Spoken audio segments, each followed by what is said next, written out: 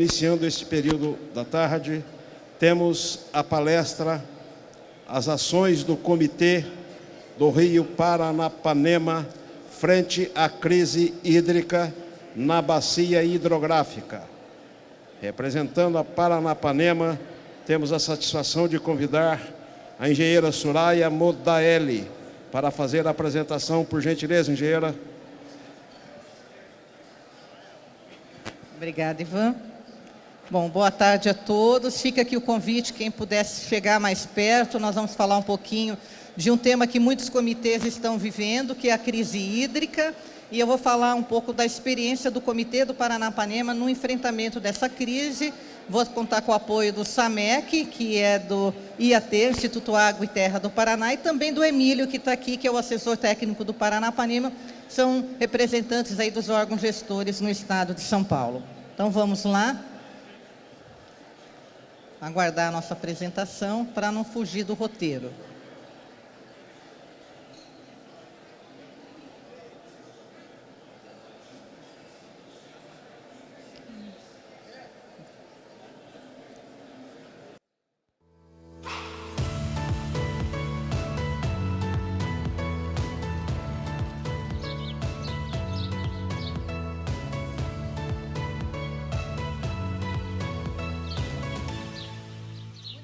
No Paranapanema, comunicação, então todas as nossas ações, elas são transmitidas para a sociedade com transparência, em tempo real. Então, isso também aconteceu na nossa crise hídrica. Então, o Comitê do Paranapanema, rapidamente, ele tem 247 municípios, bem equilibrado, estado de São Paulo e Paraná. Foi instituído em 2012.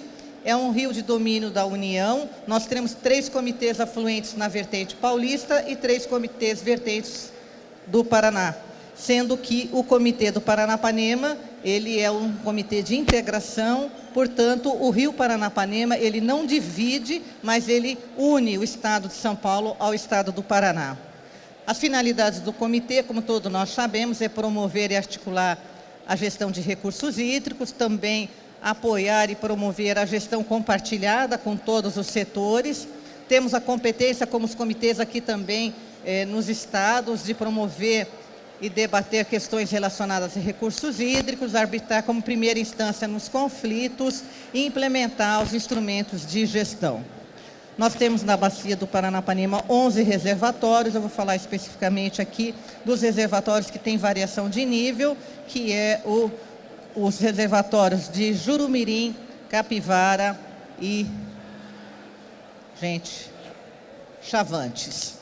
Desculpa aí que a cabeça está, mas vamos lá. Então, nós estamos com uma crise muito severa, desde aí de 1999, poucas chuvas, tivemos o efeito Laninha também, os menores índices de pluviosidade registrados, então, na bacia hidrográfica, e começamos a ter uma demanda muito grande do setor de turismo, das prefeituras municipais, por conta do rebaixamento do nível da água dos reservatórios. A partir daí, o comitê já começou a sua articulação, quando nós solicitamos à Agência Nacional de Águas a instituição de uma sala de crise. Essa sala de crise foi instituída em 2019 e, a partir daí, com uma mobilização de todos os comitês do Paranapanema, do setor de usuários, que era o setor que estava mais sentindo essa variação de níveis, e a participação ativa da diretoria dos 6 comitês, no sentido também, não só de participar da sala, mas também de divulgar as informações e a tomada de decisão que vinha a partir dessa decisão. Na atuação na sala de crise, nós tivemos algumas pactuações. Primeira, que se manteria o nível dos reservatórios em 20%, de forma que nós permitíssemos que todos os usos na bacia hidrográfica fossem respeitados, sem prejudicar a geração de energia elétrica, mas também permitindo que o setor usuário da irrigação, do turismo, do lazer, do saneamento, pudesse continuar em funcionamento. Fizemos a mobilização de todos os setores de usuários e dos prefeitos municipais, também do poder público, principalmente a Sabesp, que teve problema também de abastecimento, e o pacto que foi feito na sala é que qualquer alteração nesse nível que fosse feito seria comunicado com antecedência ao comitê para que pudéssemos avisar os usuários. A demanda que nós recebemos, então, dos usuários, das prefeituras municipais, o Ministério Público estão demandando ao comitê por que havia um rebaixamento do nível, o que o comitê estava fazendo para minimizar esse impacto nos usuários. Demandas também da imprensa, que começaram a buscar informações no comitê sobre o que de fato estava acontecendo na bacia hidrográfica. Nós começamos, então, uma grande ação de comunicação, onde no site nós temos todas as informações, os boletins diários sobre a situação dos reservatórios, divulgação de dados e das redes sociais, um boletim mensal onde nós falamos de qual é a situação dos reservatórios e uma assessoria de imprensa que está sempre produzindo releases para envio não só à imprensa, mas às prefeituras municipais. E fizemos aí algum material informativo, como um folder, falando do sistema de alerta que estávamos vivendo na bacia hidrográfica. Aqui é um exemplo de uma ação que nós fizemos, uma série de vídeos sobre os reservatórios na bacia hidrográfica do Paranapanema, para que todos na bacia pudessem saber como de fato são operados os reservatórios, quem são os responsáveis por essa operação e como ela, então, acontece dentro da bacia hidrográfica.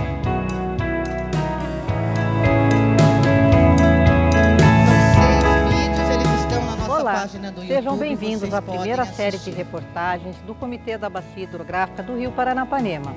Em pauta, os reservatórios do Paranapanema. Desde outubro de 2018, os reservatórios para geração de energia elétrica localizados na bacia hidrográfica do Rio Paranapanema apresentam baixos níveis de água devido à falta de chuvas na nossa região. Estes reservatórios são utilizados de diversas formas e o baixo volume impacta várias áreas que também utilizam das águas destes reservatórios, como o abastecimento, a irrigação, a piscicultura, o turismo e o lazer.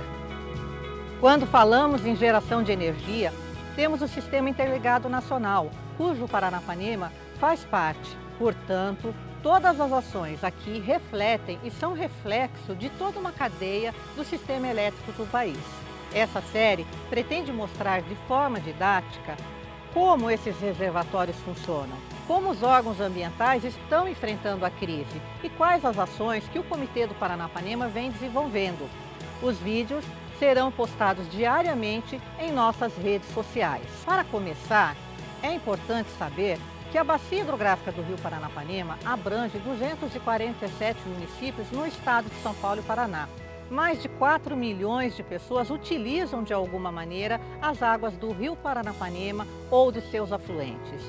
O Comitê da Bacia Hidrográfica do Rio Paranapanema e os comitês de bacias afluentes, os comitês de bacias estaduais, como o Alto Paranapanema, Médio Paranapanema e Pontal do Paranapanema em São Paulo, e o Tibagi, Norte Pioneiro e Piraponema, no Paraná, são responsáveis pela gestão participativa e descentralizada das nossas águas. O que isso significa? Significa que vários setores da sociedade, do poder público e dos usuários participam dos comitês de bacias para dialogar e planejar, dentro das suas competências, ações, estudos e projetos que visam garantir água em qualidade e quantidade para atender todos os usos e usuários da bacia hidrográfica. Nesse sentido, o comitê cumpre com o seu papel ao levar a informação à população de forma que o diálogo seja democrático e amplo. Acompanhe a série, comente, compartilhe.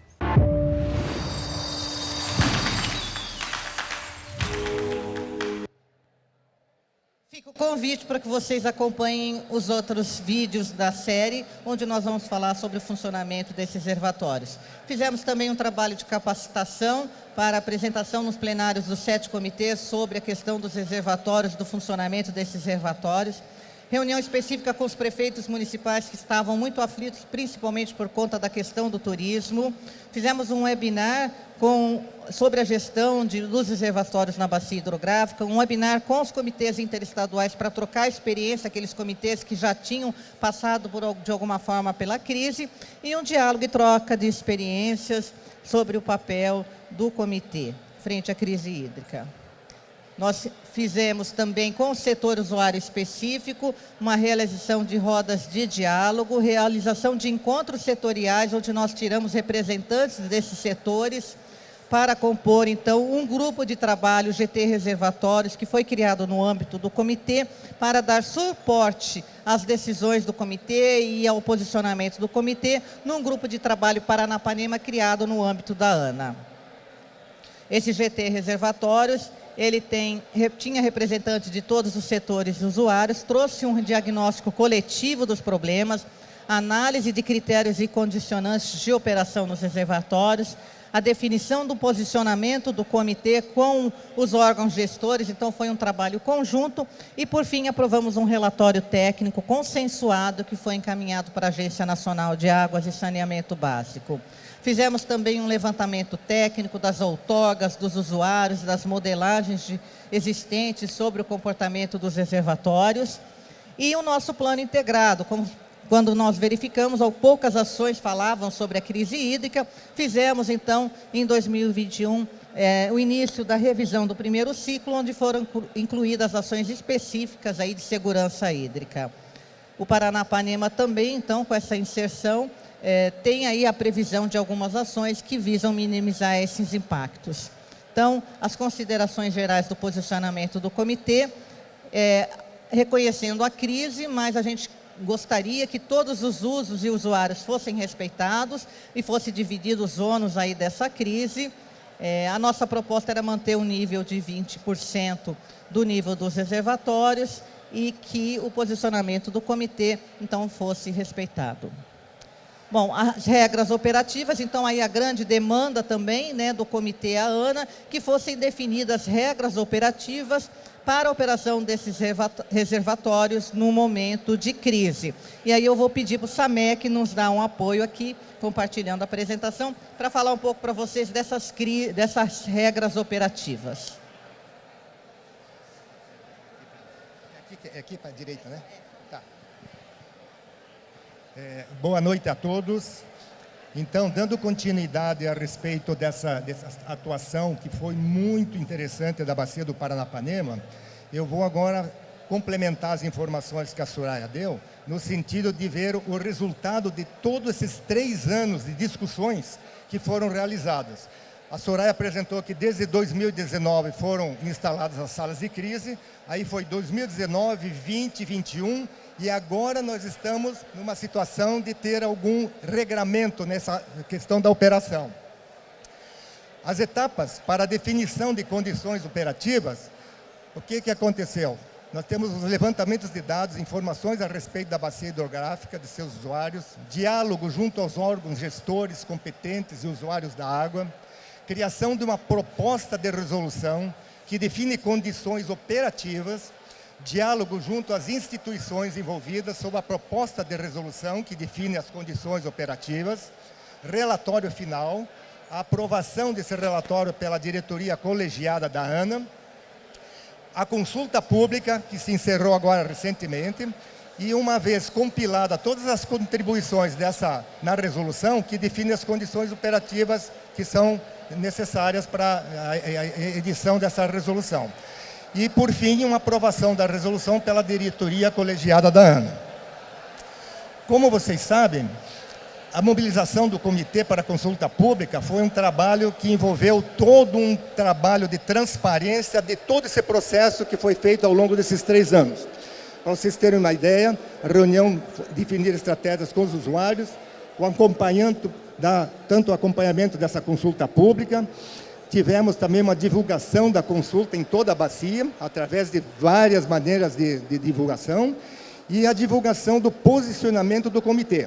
Vocês sabem muito bem que, como foi falado, toda a boa gestão dos recursos hídricos tem como fundamento principal, o uso múltiplo das suas águas. E pelo fato de nós termos aí 3 reservatórios para geração de hidroenergia, esse fundamento foi totalmente levado em consideração. Nesse processo de consulta pública, tivemos 68 contribuições, 39 apoiaram a minuta de resolução que foi proposta, e 24, vejam bem, senhores, 24 do setor hidroenergético não apoiaram a minuta. Então, aí vem aquela questão, a importância de ter um comitê onde a gente possa sempre levar em consideração os usos múltiplos das suas águas e fazer o trabalho que cabe ao comitê, entrar numa discussão para tentar pegar e fazer um convencimento de que é necessário ter um regramento. Nesse sentido, foi feita a elaboração dessa proposta, foi encaminhada, ela já está hoje numa fase final já para ser publicada, e o trabalho foi tão importante a nível, vamos supor assim, de toda a estrutura da União, que o setor da hidroeletricidade acabaram com aquelas observações que não estavam totalmente de acordo, levaram essa situação até inclusive para situação de governança do país, a presidência, a Casa Civil, coisa desse tipo. E aí, nesse processo todo, nós tivemos uma visita da Agência Brasileira de Inteligência, a ABIN. Nós pegamos e o pessoal apareceu, foram 2 técnicos que foram designados pela presidência para que fosse para tomar conhecimento o porquê dessas normas operativas, qual que era a razão e a posição tanto dos órgãos gestores como do próprio comitê. Essa reunião foi muito boa porque consolidou exatamente o quanto o comitê é atuante e que chegou a nível até da presidência uma situação de um ajuste de uma regra normativa que não existia anteriormente. Então isso nos deixou muito contentes. Tivemos aí a presença aí do nosso presidente, o Scrocaro, tivemos a presença do Emílio, da Soraya, da Dani, e essas 2 pessoas aí saíram muito satisfeitas com toda a apresentação que foi feita, e eu acho que foi um ponto a mais ainda, além de toda a resolução que foi feita. Bom, aí a proposta. Então vamos agora já diretamente para as propostas, para ver qual foi o resultado desses 3 anos de discussões, convergências, às vezes divergências, enfim. As propostas ficaram da seguinte maneira: os 3 reservatórios que foram estabelecidas um regramento foram aqueles que têm a possibilidade de acumular água. Então é a represa de Jurumirim, que está mais a montante, é a primeira, de cabeceira. Nesse reservatório de Jurumirim, eu tenho uma cota máxima de 568 metros, o volume de todo esse reservatório é da ordem de 7 bilhões de metros cúbicos, a cota mínima é 559, quase 560 metros, e eu tenho então um desnível de 8,5 metros, da variação entre a cota máxima, quando tiver todo ele cheio, e a cota mínima, que seria 0 do volume útil. Nesse caso aqui, esse reservatório ele é fundamental para nós, porque é o primeiro reservatório da cadeia de reservatórios. Então, quanto mais, toda a discussão que foi feita, quanto mais água nós pudermos armazenar nesse reservatório, ele nos ajuda a verificar como é que as outras da sequência podem ser geradas para energia elétrica. Então, nesse caso aqui, só para mostrar para vocês, o volume útil é da casa dos 3 bilhões, que representa 45% da capacidade total do reservatório. Então, nós temos quase 50% de água nesse reservatório para geração de energia elétrica e uso múltiplo. E o volume morto é simplesmente uma reserva do reservatório. Nesse caso de Jurumirim, o que foi estabelecido? Esse foi o grande ganho. Antes dessa regra, o que acontecia? Dentro de uma situação crítica, como nós pegamos agora nesses 2 últimos anos, você podia gerar, o setor tinha que gerar uma certa demanda que tinha de energia. E ela poderia ir até o nível 0, ela poderia chegar da cota máxima até o nível 0, e aí dá um problema o quê? Gera energia, mas traz um problema imenso para a parte de lazer, turismo, piscicultura, irrigação, etc. Então, a gente sempre trabalhou nessas discussões no sentido de fazer com que a gente pudesse, pelo menos, chegar numa cota de, no mínimo, 20% e ter essa reserva técnica para a questão dos usos múltiplos. E é dessa maneira que a gente fez o seguinte: quando o reservatório está desde a cota máxima até 40% ainda de água para uso múltiplo, para gerar energia, eu tenho uma faixa de operação normal, não há restrição, tem água para geração para energia e como tem água também por diversos setores. Tá, muito bem. Aí a segunda faixa é faixa de operação, atenção, opa, baixou dos 40%, eu já estou numa situação que eu não posso agora gerar energia quanto é necessário. E sim, só posso pegar e defluir o reservatório em 182 metros por segundo. Numa faixa um pouco mais restritiva, que é de alerta, ela fica ainda mais restritiva. Abaixou de 30%, eu só posso pegar e esvaziar o reservatório numa ordem de 147 metros cúbicos por segundo. E quando eu atinjo uma faixa de que chegou nos 25%, ela entra naquela faixa de restrição, de operação de restrição, que é a operação de restrição máxima. Nesse caso aqui, a geração de energia tem que ser feita de tal maneira que não depressione o reservatório em mais do que 90 metros cúbicos por segundo. E esse tipo de faixas de volumes foram feitas para os 3 reservatórios. É claro que em todas as faixas de operação deve ser observado o atendimento de todos os requisitos ambientais, a vazão mínima ecológica, remanescente, o órgão licenciador estabelece esses parâmetros, mas todas essas vazões que foram ditas aqui, elas estão dentro dessa condição de licenciamento. E assim nós fizemos, então, para Chavantes, mesma coisa. Nós temos o mesmo padrão, só que a diferença de Chavantes é de que nós temos uma normalidade até 40% ainda de volume para o uso múltiplo. Aí, quando chegar abaixo de 40% na atenção, eu vou ter um volume já que eu só posso pegar, eu vou passar mais rápido porque me deram só 2 minutos. A faixa de atenção, eu ainda posso pegar 990 metros cúbicos. Quando chegar na terceira faixa, que já é alerta, ela já está menor do que 20%, que era o nosso limite do mínimo que a gente estabeleceu. Mas no caso de Capivara, pelo fato de ser o último reservatório, ele recebendo água de Jurumirim, recebendo água de Chavantes, ele teve a possibilidade de chegar com que a restrição ficasse até 15%. Quer dizer, nós temos a questão de falar que não queremos o reservatório com um volume útil abaixo de 15%. Para vocês terem uma ideia, no início da crise hídrica que nós tivemos agora há 2 anos, nós tivemos volumes na faixa de 3% a 2% na Capivara, que é o maior reservatório do complexo das hidrelétricas do Paranapanema.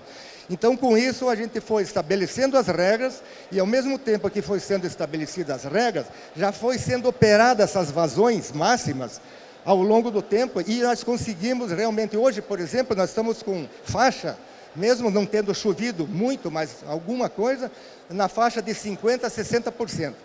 Aquilo que nós tínhamos na faixa de 2% há 2 anos atrás, hoje já praticando as regras operativas, a gente está com níveis acima de 50%, que é uma coisa excelente, acima da faixa totalmente que pode gerar normalmente, e chegando a quase 60%.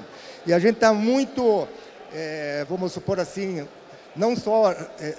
a gente não ficou muito agradecido no sentido de poder ter todo esse trabalho junto com os usuários, como também aquilo que foi estabelecido, ele na realidade já provou que é eficiente, que nós passamos toda essa faixa de crise e não tivemos mais aquela questão de volumes abaixo de 3% ou 2%.